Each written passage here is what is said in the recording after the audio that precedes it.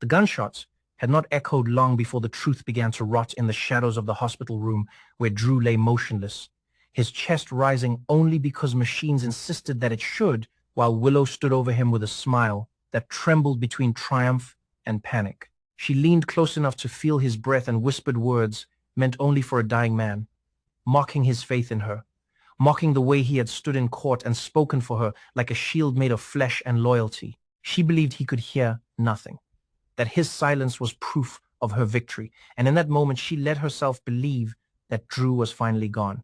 What she did not know was that the man she was taunting was not the man she had tried to kill, and somewhere not far away the real Drew Cain was listening. The story did not begin with the hospital bed, but everything led there. Drew Cain had always been a man shaped by secrets, by memories that were not always his own, by a past that could be rewritten without his consent. That made him dangerous, and it made him vulnerable.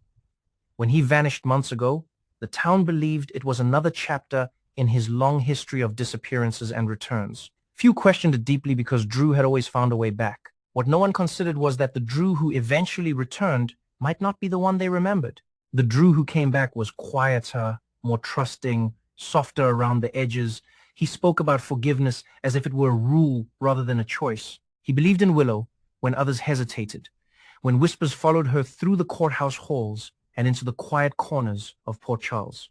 He took the stand for her and told the court that she was not capable of murder, that she was a woman who had been pushed too far by fear and desperation. When the verdict came back in her favor, Drew smiled with a relief that felt almost childlike. He believed he had saved her. He believed in her innocence because he needed to. Willow watched him from across the courtroom that day, her face calm, her hands folded, her eyes shining with gratitude that looked real enough to fool everyone. Inside, something colder calculated the risk Drew posed simply by existing. He knew too much and trusted too deeply. He was a man who could be manipulated, but he was also a man who could expose her if he ever stopped believing in the version of her she had shown him. The first attack came soon after. A quiet street, a sudden flash, the sound of a gunshot swallowed by the night. Drew went down hard, pain exploding through him as the world blurred. The shooter vanished, leaving behind blood and confusion, and a question that haunted the investigation. Who would want Drew Cain dead? Willow followed the news closely, her concern carefully performed. When it was reported that Drew survived, something inside her cracked. Survival was not part of her plan. The second attack was more personal. She visited him under the guise of concern, her voice soft, her touch careful. Drew was still weak, still struggling to piece together fragments of memory and emotion. He was beginning to sense that something was wrong, that the threat had not passed. He looked at Willow differently then, with a flicker of doubt that frightened her more than any accusation. When she leaned close to him, he thought she was there to comfort him. Instead, he felt the sharp sting at his neck, the cold rush of poison flooding his veins. The last thing he saw was Willow's face as her mask slipped, just for a second, long enough for him to understand the truth. Then everything went dark. From that moment on, Drew did not wake. Doctors spoke in careful tones about comas and uncertain outcomes. Friends gathered and whispered. Willow played her role perfectly, the grieving ally who blamed herself for not seeing the danger sooner. She returned often, standing by the bed, speaking to the silent man as if confession could be disguised as grief. She mocked him for trusting her. She reminded him of the courtroom, of the way he had smiled when she was cleared. She told him how easy it had been to aim the gun, how simple it was to press the syringe into his neck. She needed to say it out loud, needed the release of believing that her secrets were buried with him. What she did not know was that the Drew in the bed was not the man who had heard her confession. The truth was stranger than anyone in Port Charles could have imagined. Drew Cain could not create a copy of himself, not intentionally, not knowingly, but others could. Forces that had manipulated his memories before had not lost interest in him. At some point during his disappearance, a version of Drew had been manufactured, programmed with enough truth to pass as real, designed to step into his life while the real man vanished. The escape that followed was not an accident. The real Drew had fled, aware that something was wrong, aware that he was being used again. He had stayed hidden, watching from a distance, gathering fragments of information, trying to understand what had been done to him and what had been set loose in his name. When he returned to Port Charles, he did not announce himself. He moved carefully, staying in the shadows, learning. That was when he saw the hospital room. That was when he saw himself lying still, pale and broken, the echo of his own face staring back at him from a bed surrounded by machines. The shock of it nearly broke his resolve. He watched nurses come and go. He watched visitors weep. And then he watched Willow. He stood just outside the room, unseen, as she leaned close and spoke her truths to the unconscious man. Every word cut deep, not because she had attacked the copy, but because she would have done the same to him. The realization was brutal. If he had been there, if he had trusted her the way the other Drew had, he would be dead. The anger that rose in him was not about revenge for the copy. It was about survival. The irony was almost unbearable. The Drew in the bed was the version of himself that believed in Willow, that defended her, that saw the best in her. The Drew in the hallway was the man shaped by loss and manipulation, the man who had learned too many times that trust could be fatal. And now the world believed the wrong one was real. It was messy. Even Drew understood that. How do you walk into a hospital and tell everyone that the man they have been praying for is not who they think he is? How do you explain that you are the original when you have been gone, silent, absent? Proof would be needed. Careful steps would be required. Drew knew he could expose the truth, but exposure came with consequences. The people he loved would be hurt. The lie had wrapped itself too tightly around their lives. There was also the matter of Willow. She did not know. She had aimed her hatred and her fear at the wrong man, but her intent was still deadly. Drew watched her with a new understanding. She was capable of murder when she felt cornered. She was capable of convincing herself that she was justified. That made her dangerous. He could confront her, he could reveal himself and let the fallout burn through Port Charles, or he could wait. Drew chose to wait. From the shadows, he began to reclaim pieces of his life. Quiet conversations, subtle tests. He learned how deeply the copy had embedded itself into his relationships. He learned who noticed the differences and who ignored them. He also learned that the copy had no idea what it truly was. That made the situation even more tragic. The man in the bed believed he was Drew Cain. He had lived with that belief, loved with it, suffered with it. Now he lay unconscious, a victim of loyalty and programming intertwined. Drew wrestled with the morality of it all. Did the copy deserve to be saved? Did it deserve a life? Could it be allowed to continue as Drew Cain when the real man had returned? Somewhere inside him was the instinct to take control, to reclaim what was his. He knew there were ways to quietly remove the copy, to send it somewhere far away, hidden, erased from the lives it had borrowed. He also knew that doing so would mean another lie, another manipulation layered onto an already fragile truth. As days passed, the hospital room became a focal point of tension. Rumors spread, whispers of recovery. Willow's visits grew less frequent.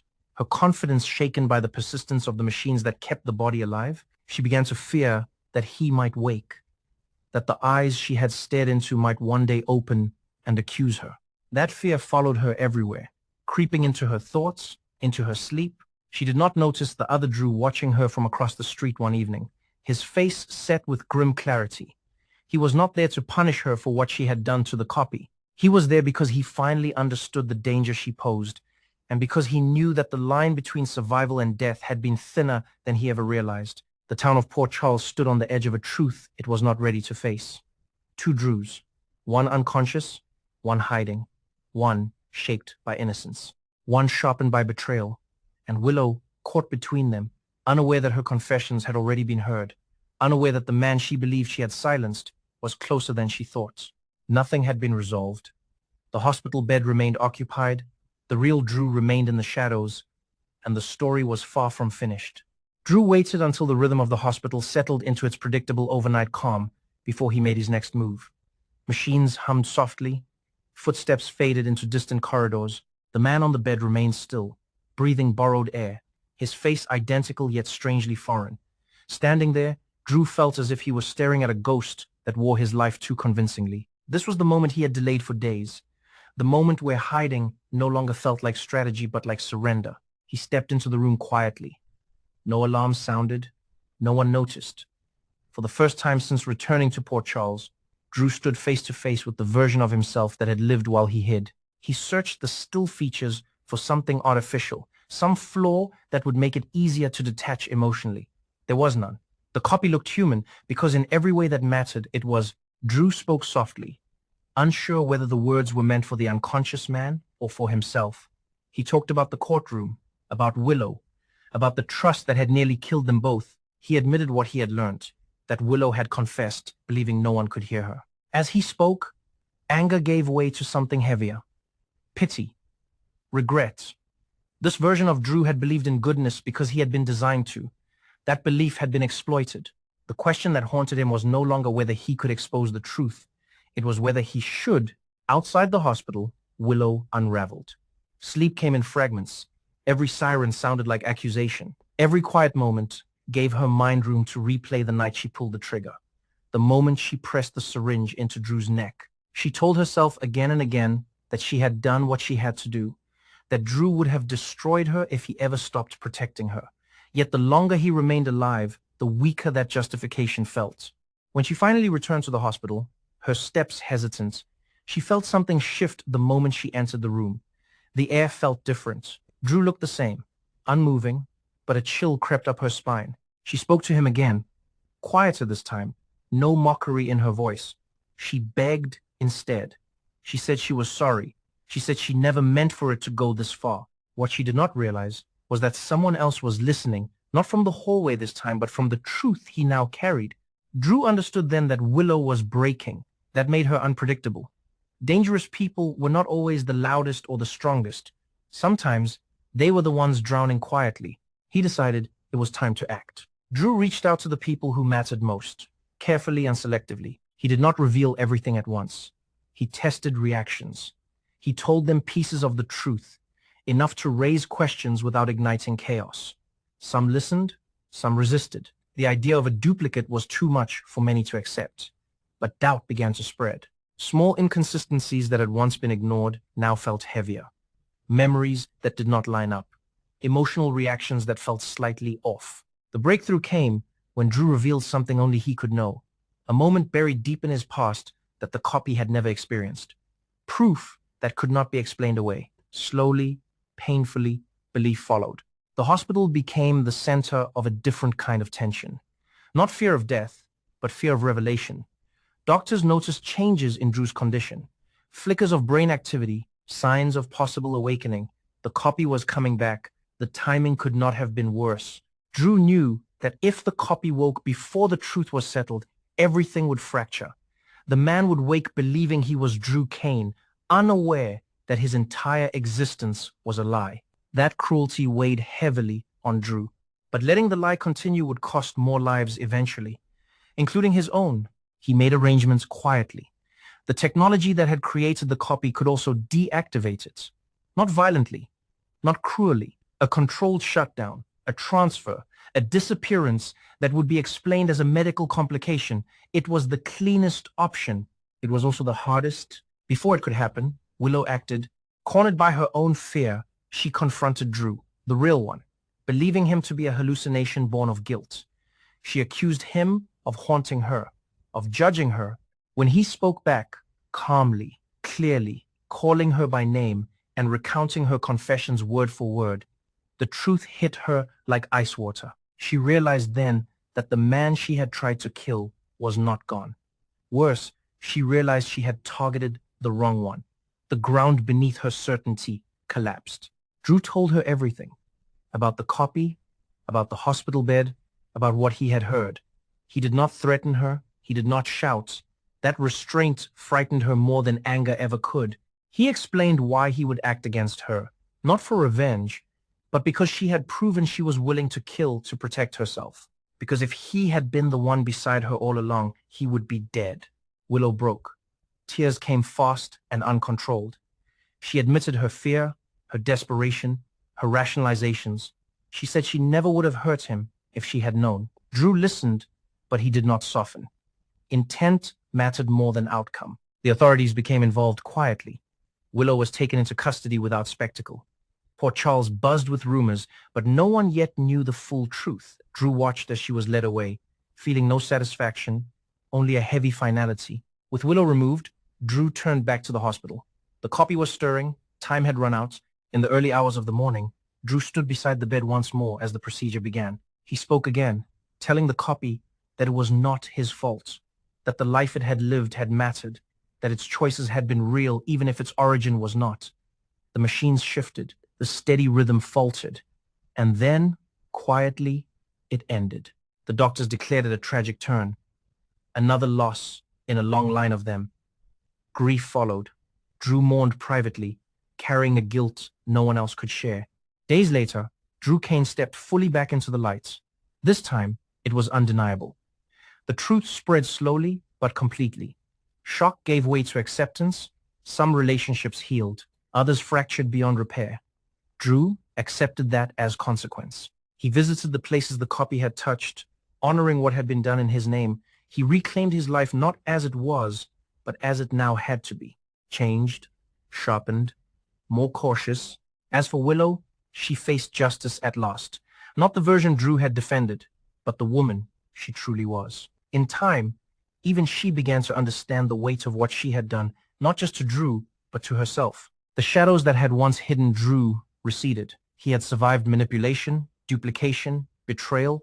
He had faced the unsettling truth of seeing himself nearly destroyed by kindness, and he had chosen to endure. In Port Charles, life moved on as it always did, built on secrets and revelations, love and loss.